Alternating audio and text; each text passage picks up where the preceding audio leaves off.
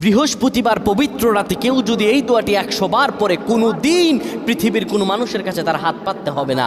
পৃথিবীর সব কিছু তার পায়ের নিচে আল্লাহ হাজির করে দিবেন। দারিদ্রতা থেকে মুক্তি দান করবেন, বিপদ আপদ থেকে মুক্তি দান করবেন, তার সম্মানকে সুউচ্চতা দান করবেন, অসুস্থতা থেকে দূরে রাখবেন। আল্লাহর অশেষ দয়া ও রহম তাকে দান করে দিবেন। সুবহানাল্লাহ। বৃহস্পতিবার রাত এটি গুরুত্বপূর্ণ রাত। এই রাত সপ্তাহে একদিন আসে। আরবিতে রাত আগে আসে, দিন পরে আসে। সুতরাং বৃহস্পতিবারের যে দিন গিয়ে রাত, এটি বৃহস্পতিবার রাত নয়, এটি শুক্রবারের রাত, এটি জুমাবারের রাত, এটি দোয়া কবুলের রাত, আল্লাহর কাছাকাছি হওয়ার রাত। সুবহানাল্লাহ। এই বৃহস্পতিবার রাত আল্লাহ তাআলা বান্দার দোয়া কবুল করেন।